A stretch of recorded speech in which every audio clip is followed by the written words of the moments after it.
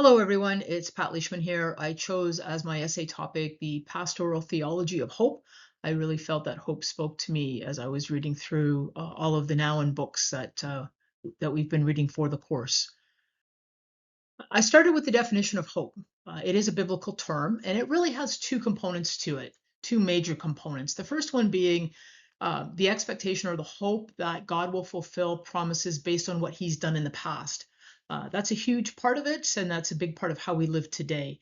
But there's also the second part, which also is a large part of how we live today, and that's ultimately the Christian's hope for the future, the return of Christ, the anticipation of the resurrection. So those are the two major components of hope. Understanding that it's got nothing to do with optimism or wishful thinking or getting our wishes satisfied. It is truly all about biblical hope from those two dimensions of what God has done in the past and the future hope as we anticipate Christ's return. There is a strong biblical foundation. Hope does appear 180 times in the Bible. When you look at major clusters of where it appears, Psalms, prophets, and then as it discusses the hope of Jesus's return. So in Psalms, it's really about finding hope in God. You'll see, my hope is in him. Put your hope in God. I will always have hope. In the prophets, it's more about waiting for hope. And this is where the very famous Jeremiah 29:11, plans to prosper and not to harm you, plans to give you hope and a future. And we see it in Micah as well. But as for me, I watch in hope for the Lord. And then obviously, the many places in the Bible where it talks about Jesus's return. And in 1 Peter 1:21, through him you believe in God who raised him from the dead and glorified him. So we see both components of the definition of hope. So if you step back and think about it, though, if the world were perfect, we would have no need for hope. If we lived in paradise, hope would not be something that we would be talking about. So hope really is the result of a world with difficulties, right? We're looking at communities with struggles, individuals who suffer. It's the dichotomy between a faithful God and the fact that there's suffering in the world. So in the midst of near despair, Brueggemann states, the prophetic task is to articulate hope, assured by God's good governance of the future. So when we look at it in terms of what the problem is, in terms of putting this into a thesis statement, it really comes down to the point that biblical meaning of hope is lost or is becoming lost. And it's becoming lost because today's world is driven by success. It's all about winning. It's that strong desire to always feel great, to have that feeling of highness, of that the world is on our side. It causes hope to be confused with optimism, to be confused with success, to be confused with that emotional high. And so the problem really is about restoring biblical meaning to hope and making sure that the world understands truly what that means. So my thesis then is really around Nowen's theology of hope. And he has created in his books a distinctive pastoral paradigm. And it really is resulting from that dichotomy between our suffering and our faithful God. And I want to focus on three areas in my essay. It's going to be grounded in Christian hope, in achieving hope through relationships, and achieving hope through the transformational power of community. And through that, Nowen does create a wonderful model for contemporary ministry. And it's one that as future ministers, we can all turn to, where it's really calling on all of us to have hope for others. Now, if I start looking at those three categories of Christian hope, hope through relationships, and hope through the transformational power of community, we'll see in many of Nowen's writings where he speaks to these three categories. So from a Christian hope perspective, he talks about while optimism makes us live as if as if someday soon things will go better for us, hope actually frees us from the need to predict the future and allows us to live in the present. So wonderful words from Nowen there. The second quote that I chose to include is that he really looks at hope, and he includes joy here in the conversation as well, as spiritual disciplines or spiritual gifts rooted in that intimate relationship with God. God who loves us, that everlasting love. He will always remain faithful to us.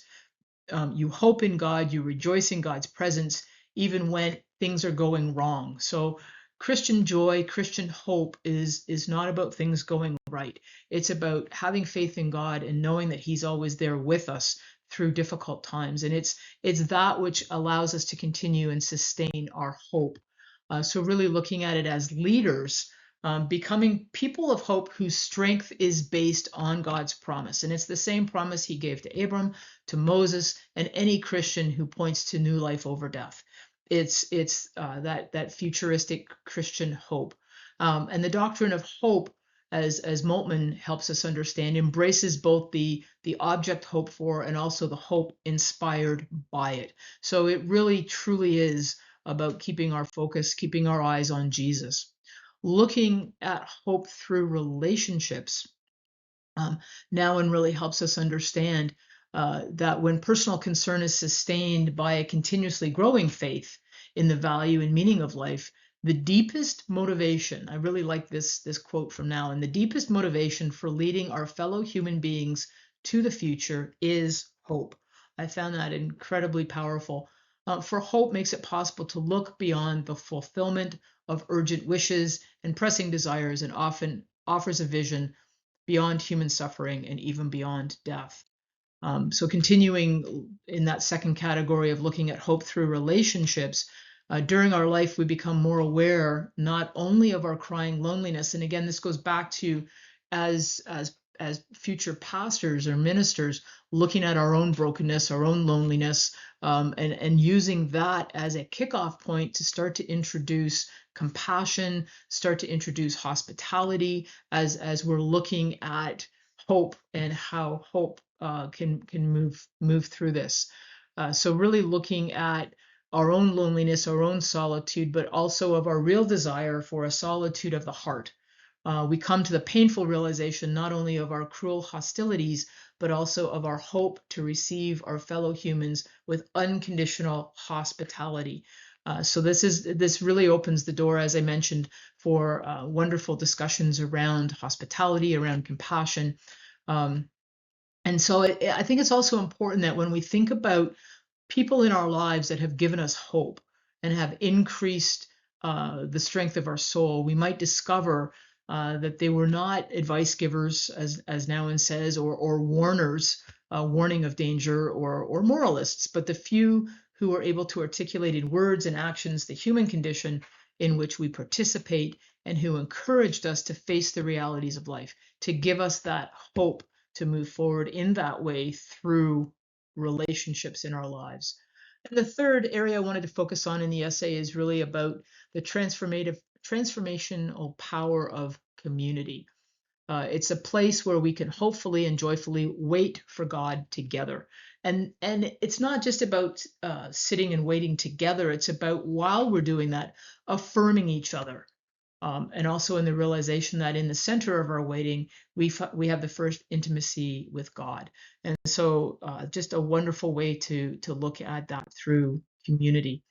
So in conclusion, to my fairly high-level review of my essay, Nouwen's paradigm really is based on Christian hope. It's based on finding hope through relationships, finding hope through community, and can help us identify when we've moved away from biblical hope, and can help restore what God intended. And that does create that wonderful model for contemporary ministry of following this paradigm and calling ministers to have hope for others. So I hope this has been helpful. I appreciate all of your feedback and any thoughts you have as to how I can look at this differently. And thanks for listening.